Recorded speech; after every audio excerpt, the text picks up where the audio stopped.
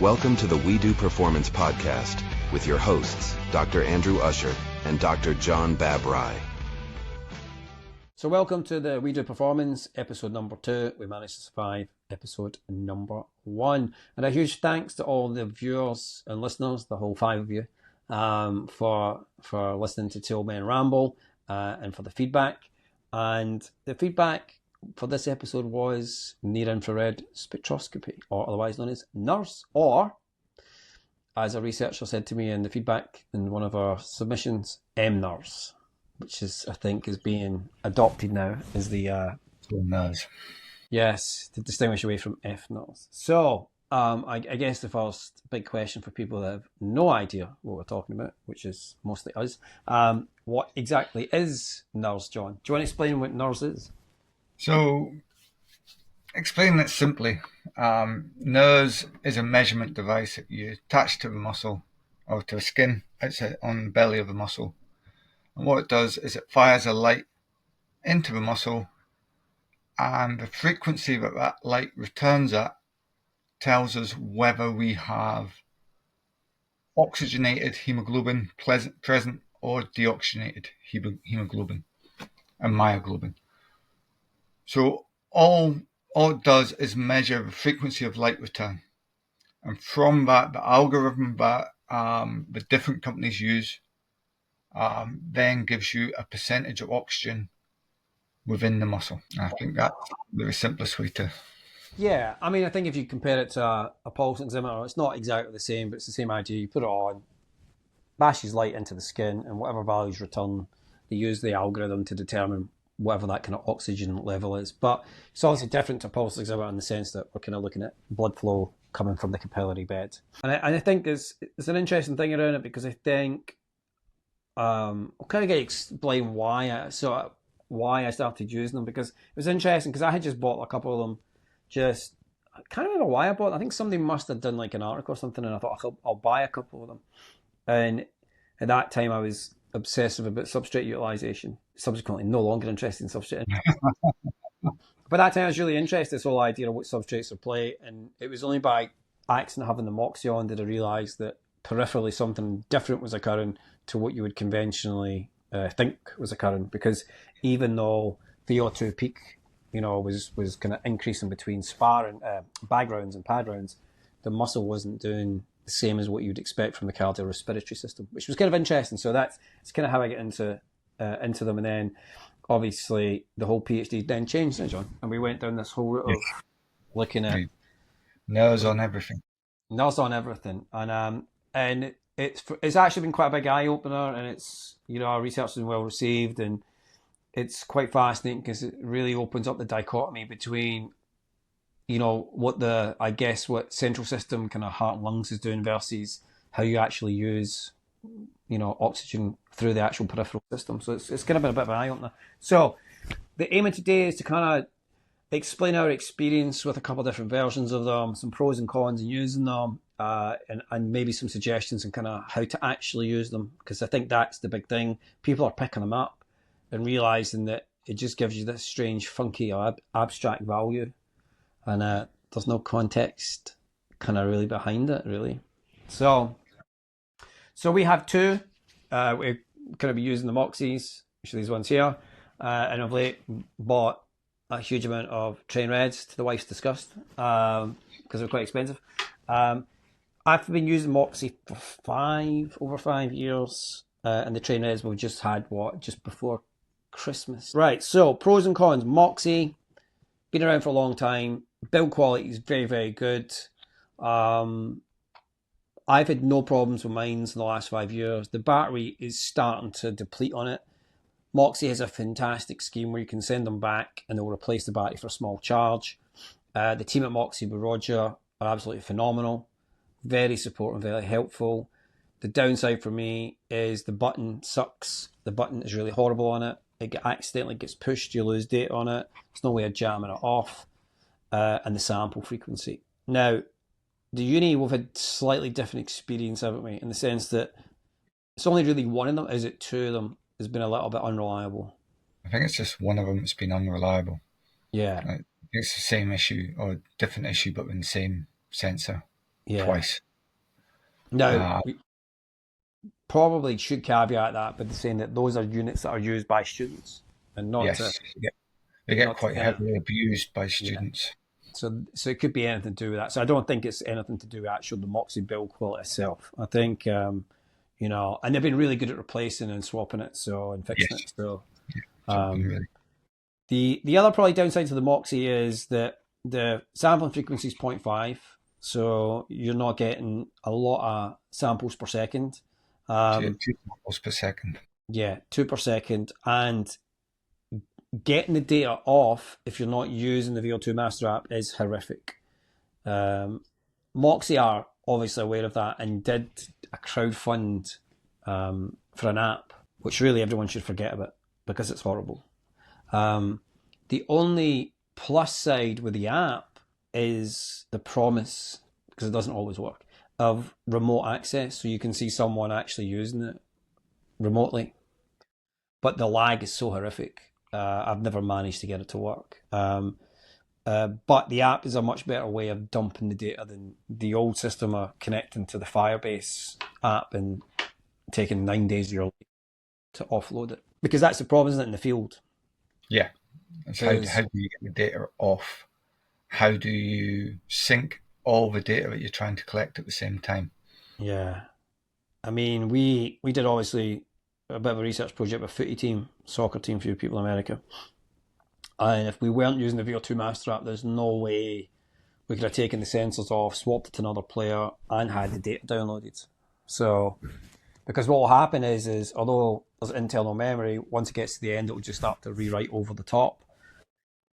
So it's, and if you get 4 sensors, because we use quite a lot of sensors in the case of sometimes 8 sensors, it makes it very nightmarish to sync them all up in a time sync as well. So that's one of the downsides, which is why most of us use the VO2 Master app.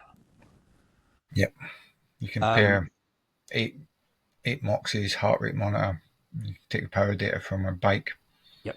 On the VO2 Master. Why VO2 Master don't charge like $5.99 for the app? I like a different version, because obviously for those that don't know, the VO2 Master is for their portable gas analyzer, and it's a fantastic app, and Peter at the team there have done a great job, and it pairs to everything under the sun, which is really, really good.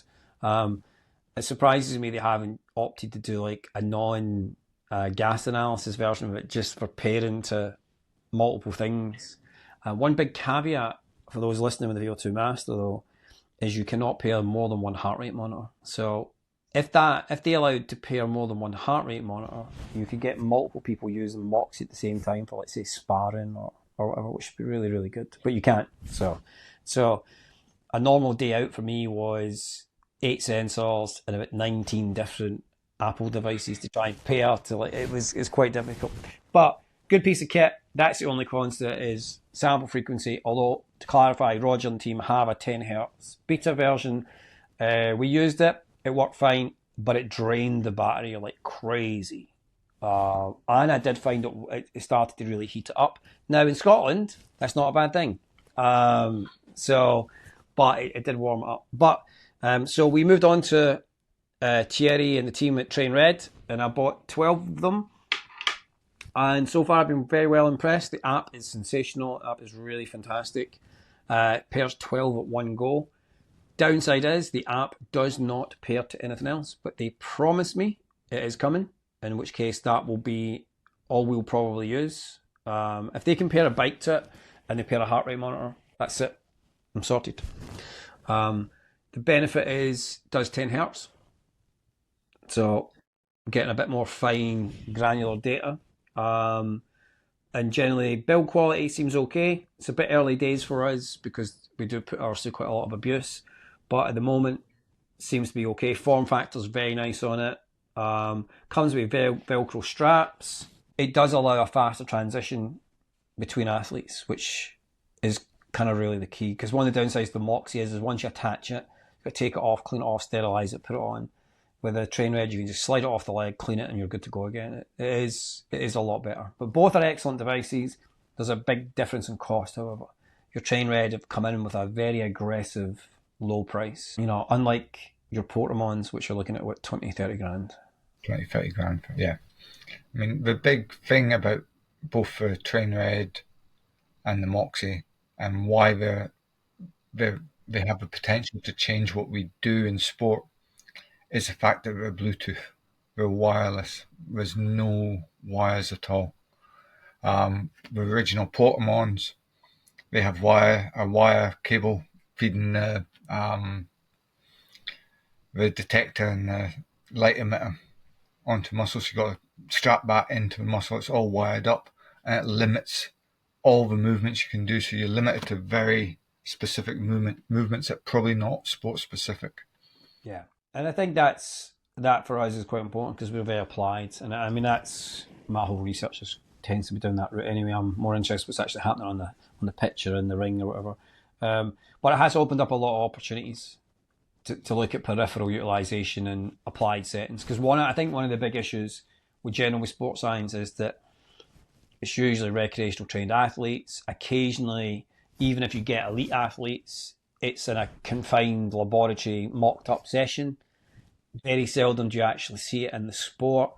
And the NIRS has allowed us to get applied data. And what's probably even more exciting is the collaborations we've potentially got happening with other kind of teams where we're going to be able to get actual real life data and for the first time really dive into, what occurs, which is get movement cost and exhaustion cost with movement specific to sports. So that comes with its problem as well about how to sync.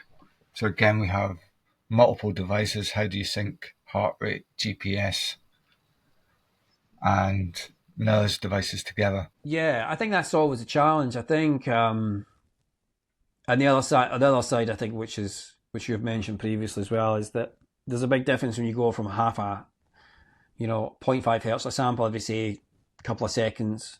If you're on the 2 hertz, maybe every 2, 3, 4 seconds, right down to 10 samples per second, your data file goes from being maybe 1.5 meg to like 200 meg. Which again has a problem for processing and analysing. Yeah, I mean, if you think, say, some NIRS to GPS, and we've tried this, those files won't even open up in Excel. They're so big. Too many data points. Yeah, so you have to go and try to segment it. It's quite problematic. But I think for most people that are picking up NIRS, they're probably picking up to try and, I guess, elicit a training load. And I think that's how they're kind of marketed, as this idea that it shows you like your training status. And I guess we probably don't use them kind of that way, actually. I think we've got a much different way of using them. Yeah. So a lot of people use them for creating work zones off treadmill tests and stuff, incremental treadmill tests. We'll use them to create zones related to lactate thresholds without doing lactate threshold testing. But we've never gone down that route. We've gone a very different route. Yeah. And that's more about the shape of what's occurring rather than getting hung up on numbers. And yeah, I think for me I think probably a brief explanation of what happens is probably useful for listeners. So you put it on the muscle belly, and we'll get to that in a second because you really need to make sure it's adequately placed. And then as you're doing exercise, it's a supply and demand. So as soon as the muscle starts to really work hard, it needs to use oxygen, so you see the value dip. And then obviously the muscle recovers, you see that value increase back up. Now, one of the issues with NIRS devices is it's an abstract value. So you put it on your bicep, and it tells you get 85%. But that doesn't mean you get 85% of oxygen necessarily in that particular muscle. It's just measuring and normalising the value it can see between the oxygenated and deoxygenated kind of hemoglobin and myoglobin. I think some people think that they put it on and that's an absolute value, the amount of oxygen that they have available. Yeah, because if you put it on the same athlete the next day, it might be sitting at 70%. It might be 90%. And if you put a Moxie on and it's showing 75%, 8% of O2 availability, or however you want to call it, and you put the TRAIN.RED on, it may only show 46%. It's got a kind of different reading because it's using a different thing. So what you actually really should be focusing on is much more a trend analysis or a shape of how the muscle is desaturating, kind of what the steady state looks like, and how the muscle resaturates kind of back up. And within that, there's a whole heap of other interesting data, like how much oxygen has been extracted per second through a linear regression model, and a few other things. And I think that's the big difference from what we do is we're less interested in using an app to tell us what a training zone is. We just want the raw data to look at how is the shape occurring, how is it looking in relation to peak power. At the point of peak power, is the muscle starting to use oxygen, or is there a delay, etc., etc. And that's kind of how we use it. But before we dive into that, how do we change that shape when we do training? Yeah. So what we're looking for is, can we improve that shape? Can we make it better? Can we make the initial oxygen extraction to happen faster? Can we get into a steady state or a constant oxygen use quicker? Can we recover? Can we bounce back when we stop quicker? So we're much more interested in how training shapes the oxygen dynamics rather than how oxygen dynamics shape training. Yeah. And we'll come back to that because I want to talk about placement and attachment of the sensors, because I think this is where most people go wrong. Because I get a lot of coaches send me data, and it's just like artifacts. It's just bouncy, and if your data is bouncing, it's because you don't have it well placed. And I think the biggest issue is this whole idea that you're just going to take the tibial tuberosity, your anterior superior iliac spine, your kind of hip, and just draw a midline and go boom. That's where the bicep, or that's where the rec fem is, or that's where the bicep femoris is, or whatever. And that's the wrong way of doing it. You have to, our experience anyways, is that you have to find the muscle you're interested in, palpate it out, find the muscle belly, and make sure it is either taped or velcroed onto it. I would always, for research purposes, tape it. We're using Hyperfix, which is not the most cheapest tape on the planet. It is a bit more expensive, but it's good tape. It sticks everything. We've used it in heat conditions, and it's held the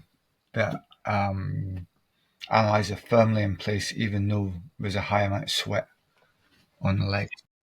I mean, it's good tape. It is really. I mean, it's not expensive. The Schema Universe, I guess, you're looking anywhere between $6.95 UK on a good day, right through to £13 on a very bad day. So I think depending on how many researchers are using it at one time, depends on how much these companies decide to inflate it. I'm surprised no one's produced the sports science version of it and slapped on an extra £5. Because attached sports science to something and it seems to shoot it up. But we've had no issues with the tape at all. It's a really super quick way of doing it. Once you get used to doing it, and I tape a lot, it's a pretty efficient way of doing it. So rather than using straps or compression tops, we tend to tape. And then if somebody's got a compression top, I just get them wear on top of it. I would never leave it loose under a compression top because it will slide and move. You do need to fix it in place. We did that is a really crucial component. Yeah. When you're taping it, you need to tape it tight. So when you take it off, you should really see the line of the monitor left on the skin. It needs to be put on tight. And that's one of the things I find with students is they find the muscle belly okay, but they don't tape it down tight. Yeah, you see this big space. They kind of just, it's too loose. So there's a lot of air pocket under it. And what happens obviously is they just sweat, and that sweat slides it around and it changes position. So you need to tape them down. We should chat about the incident with Murray, poor Murray. We did make a massive schoolboy error, which we did do, and we're going to fess up to this. So because we mainly work in lab settings, we have a controlled environment with light, and obviously NIRS is very susceptible to light. So if any light gets in, it will upset the signal. So we took Murray to the park to do loads of sprints, looking at change of direction, and obviously paid no attention to the fact it was like bright, sunny. And it was really like sunny. In Dundee. Yeah, in Dundee, yeah. And my bald spot was very blistered with the heat. So yes, it was a hot day. And poor Murray's running back and forward, and we're wondering why we're getting no data. And then we subject him to a second session another time, where Still getting the data. Yeah, it kind of dawned on us, actually, we need a black shield or a kind of a cover shield. Now, Moxie does come with a silicon shield. Yeah. It's not very good though, is it? Problem with it is very large. Yeah. So it takes a lot of tape to tape it down.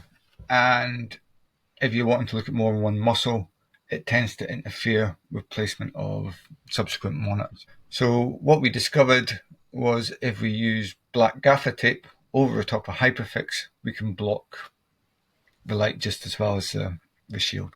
I'm glad you mentioned over the top of Hyperfix tape. Over the top of Hyperfix, not instead of Hyperfix. No, not the Dundee way, which has got a special name for that tape. Which we shall not mention. Yeah, and that actually made quite a big difference. Just adding that kind of black gaffer tape on top of it. I was quite surprised that it worked just as good as the shield did. Yeah, that's allowed us to use it with football teams. Yeah, out in the field. Because contrary to belief, Dundee is the sunniest city in the whole of Scotland, so it does actually get quite a lot of sunlight. Yeah. It's always sunny in Glasgow. It's sunny in Glasgow. So fixing it to the muscle is really important, and being in the muscle belly. I've seen that with quite a few students as well a lot of times. Initially, they're on the right place, but when they've actually got tape, they kind of push it down a little bit, and they don't go back to being diligent and pull it off and put it back. So placement is very, very, placement is super crucial with NIRS. If you don't get the placement right, you're not going to get right. Best advice we can give for placement is feel the muscle. Yeah. You have to feel the muscle. Yeah. Don't rely on it should be here, because everyone's muscles run at really weird angles. Yeah. And that probably brings up that interesting thing as well about skin thickness. So there is a limitation on skin thickness. So Moxie is 14 millimeters and Red, I think, is 20 millimeters. So if you're not getting good signal, it's either placement's wrong or there's too much adipose tissue. They're a bit of a chunky monkey. So we're in a lucky position where we can measure accurately how much adipose tissue is around where we want to measure. So we use ultrasound to do that.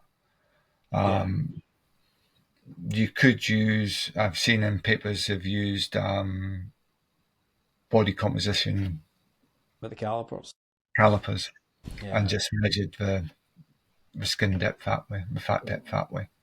I'm not as convinced in that for like the rec fem and stuff. I'm kind of like, I think still the best thing with the rec fem is just palpating it out.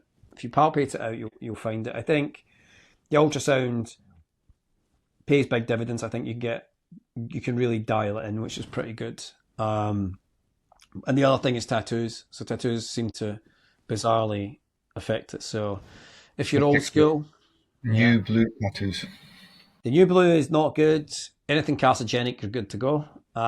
So, those older tattoo inks don't seem to have much of a problem. I know some people have complained about a lot of people who get a lot of black ink. We've not had that. I've not had that problem myself, not with the Moxie. I can't comment on the train.red. Actually, it's a good point. I do think they suggest not to use it on tattooed areas. We'll find out when we start putting it through a lot of trials, whether that's an issue or not. Generally, all you'll find is you'll get a very erratic signal.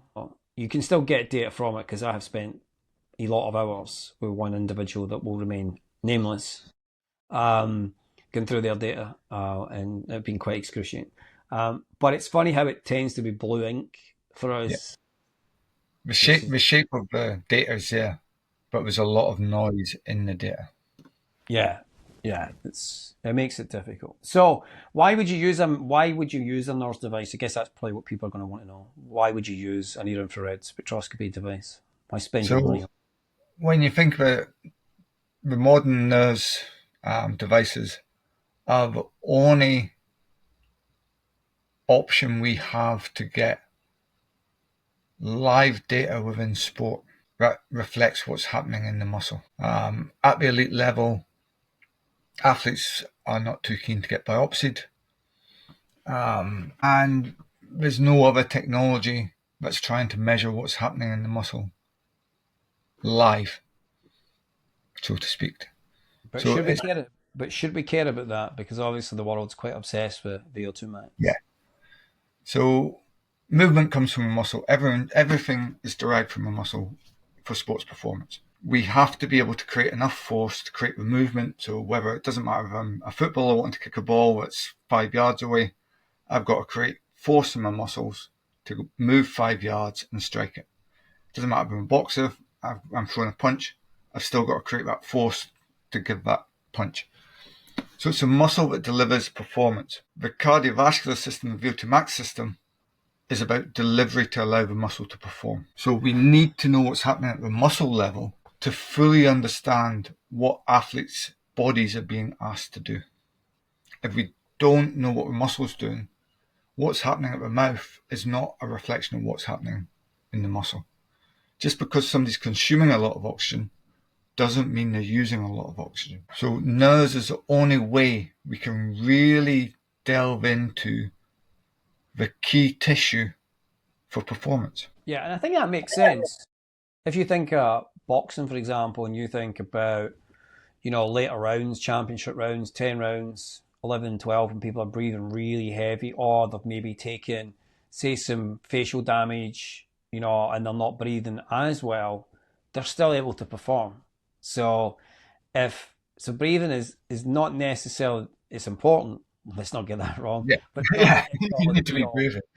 Yeah, you need to be breathing, right? But I think the over-reliance on VO2 is missing that bigger picture. But, if you can't use the muscles and the muscles can't contract, then you don't have the motion or the movement to kind of perform. What you have to think about is VO2 is telling us how well you can take oxygen in. We know elite, I said this last time as well, elite athletes can have asthma, so they can't take oxygen in very well. Yeah. But their muscle becomes much more efficient at extraction of oxygen out when it's available. So it's that ability. It's not getting the oxygen in that's rate limiting. It's the ability of a muscle to take the oxygen out that's rate limiting. So we then go into this whole world of capillarization of the muscle. So the small blood vessels that are intertwined with the muscle fibers and the muscle fibers and mitochondrial activity. And it comes back to that. Every time it comes back to this complex picture. Yeah. And I think so we should probably explain, because I think that's one of the comments from the last podcast was, how do we plan sprint protocols? And I guess because we're so experienced in it, we don't necessarily need to use NIRS, but it's always a benefit if you're gonna got it. Because what we're really looking at is this idea of oxygen extraction. The better you can extract the oxygen, then obviously the better the muscle is at performing. So what we're actually looking for, and say if you've got a couple of Amoxy devices and you're doing some Wingate tests or all-out sprints, you're looking at how sharp the line is from the start position to when it stops. And that'd be what we class as a linear regression line. And that's going to tell you how quick is the muscle able to extract. And the reason we like to do repeated sprints from a testing perspective is there's no point in just doing one, because you want to see what happens on the subsequent sprints and how well you're actually recovering. And one of the common mistakes that happens all the time, even when you're working with high-end coaches and athletes, is they sometimes forget if you're doing like 2 Wingates back to back, they just stop at the end of the second Wingate. They don't capture the last 60 to 120 seconds, which is kind of always like, why have you done that? Because that's what we want. Yeah, because what you're trying to really elicit when you do any type of NIRS work is you really want to see how is the muscle extracting and kind of how long is it taking before it goes back into recovery.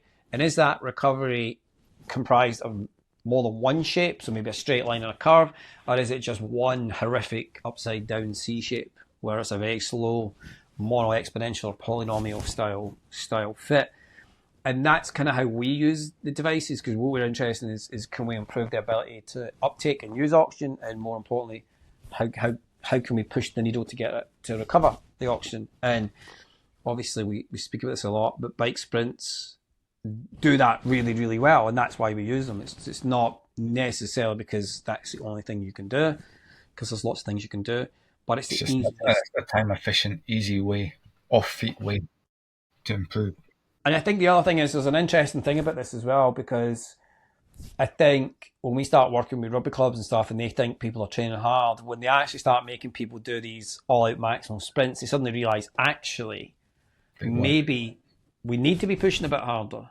And the reason why the maximum sprint is so important, and obviously there's loads of research papers will talk about mitochondrial efficiency and adaptation, biogenesis, etc. That's all good because that's what we want. But the reality is, if you want to create a massive amount of stimulus in order to make the muscle really use oxygen, you need something safe that you can use. And the bike is the safest way of creating that intensity level that's going to drive oxygen extraction. Okay. Now, the flip side to that is if you have an arm crank Monarch, then you get the opposite for the other. You can do the same thing, but for the upper body muscles, you can get the same thing. So we kind of alternate between, don't we, between the lower and upper. And the upper, yeah. And that's a fascinating thing as well, because you see how the upper muscles will work. And you'll also see that even when you do like an upper body type arm crank all out exercise, the lower muscles will also contribute and desaturate as well. So it's an interesting, because one of the arguments it comes up time and time again is, oh, you're only looking at, say, the rec fem muscle. Is that representative of a whole body? That comes up quite a lot. Is it representative? No, it's representative of rec fem muscle. Every muscle's doing something slightly different, so yeah. It depends on what that muscle's doing. But we know rec fem is one of the central muscles for movement. It's the job it's required to do, which makes it an ideal muscle to look at in a sporting situation. But likewise, when you put it on the upper body, you see similar oxygen extraction patterns for deltoid and tricep and bicep, and an inability to recover in these muscles. And we see it time and time again in boxers, where you'd think upper body endurance would be good because they have to keep their hands guard up. As you push them, they fatigue, the upper body fatigues and doesn't recover. And you see that in the muscle oxygen shape. So it always comes back to the shape. But the shape's always the same. Or certainly the muscles we've looked at, the shape is pretty much always the same. It's just how well that shapes. Yeah. We should write a book on shapes. Yes, a geometry book. Differential geometry. My lad's doing that in physics now. But it's true. I mean, I think I was chatting about this the other day. Physiology is a super interesting field, and it's super easy to get down the rabbit hole of like kind of microvascular circulation and everything else. But from an actual training perspective, you want to keep it really, really simple. You want to basically do the sprint or do your chosen protocol, look at when does it occur and how long did it take before the muscle started to desaturate. So that could be, you could tie that into your energy systems, you could tie that into maybe kind of phosphocreatine, that's that kind of stored component. And then when the muscle actually desats, what does it look like? Is it really sharp and fast, or is it really slow and long? And that straight off the bat will tell you how good that muscle's extracting. And then in your steady state, it should just be ziggy-zaggy, because you should see a bit of variance. And then you're looking at how long does it take before the recovery starts. So if you're doing any interval, it gives you that luxury of looking at time domains, which is really important because it gives you an idea of how is the muscle starting to relax, how is it starting to bring blood back in, and how is it starting to resaturate. And that's the easiest way to use them. I mean, that's basically still how I use it. I mean, I get so much sessions a week, I just dump them in and have a look at it and go, right, U shape, V shape.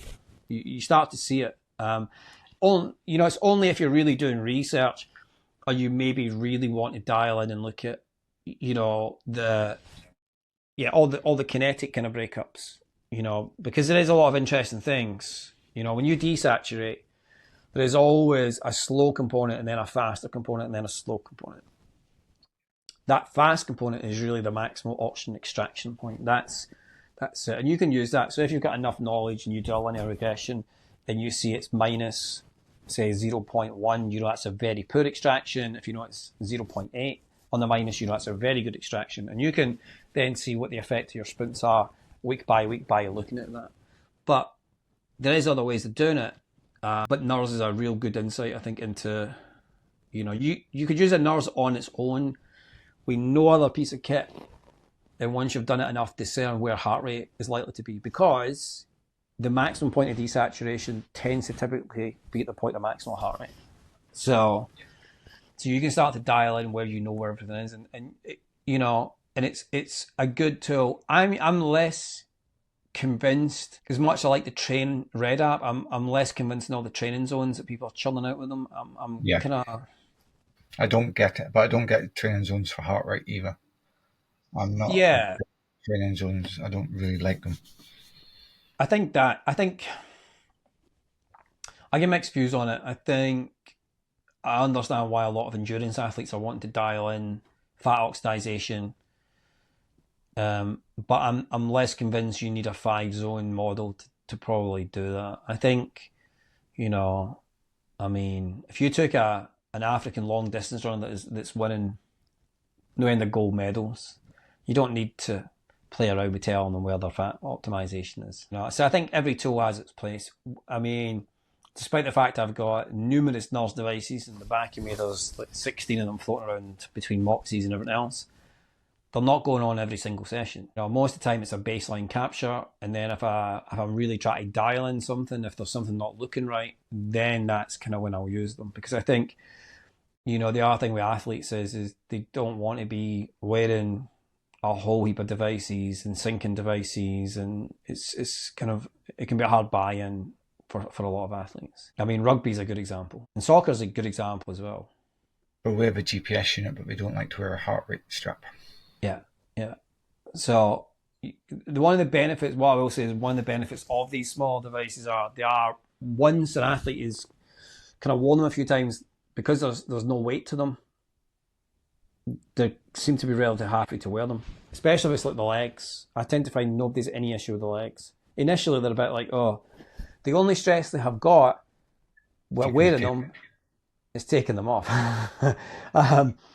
And having the free wax that goes where you're hyperfixated. That seems to be it. So if somebody bought or picked up a couple of Moxies, John, what would your initial suggestion be? Have a play with them on yourself. Find your muscle. Put them on.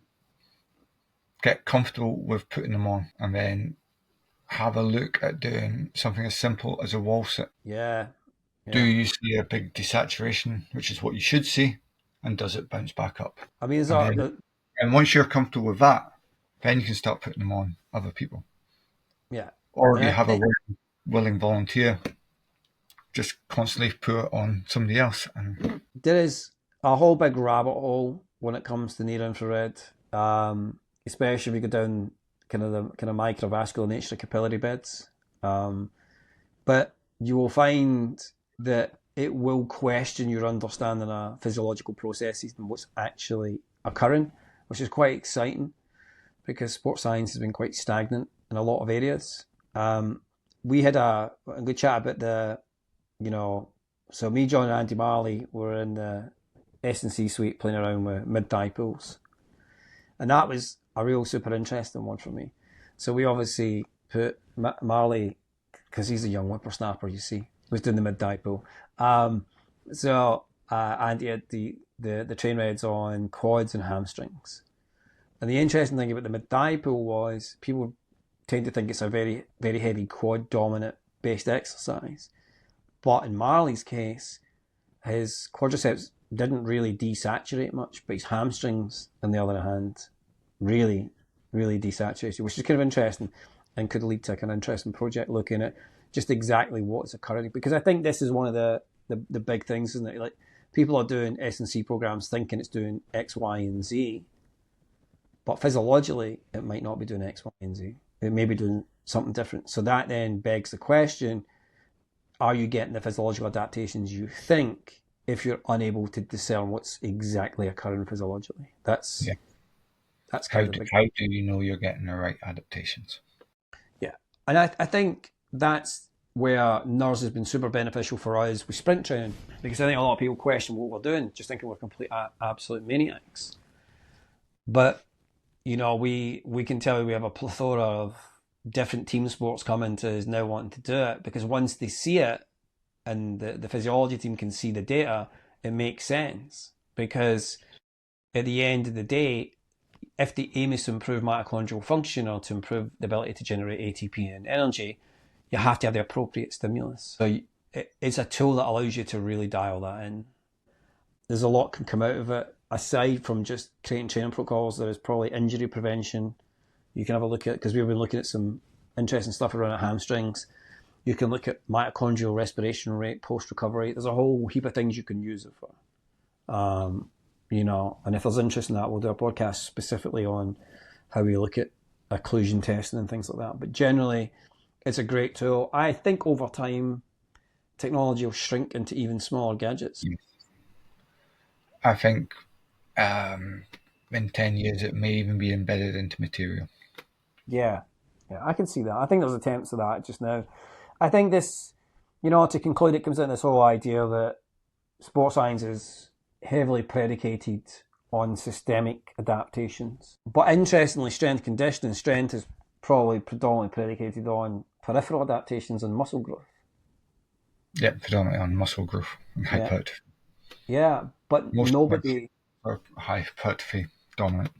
Yeah, but nobody's really looking... S&C coaches are not really looking at, okay, we maybe put on, say, 5 pounds of lean muscle mass. What's your cost of that?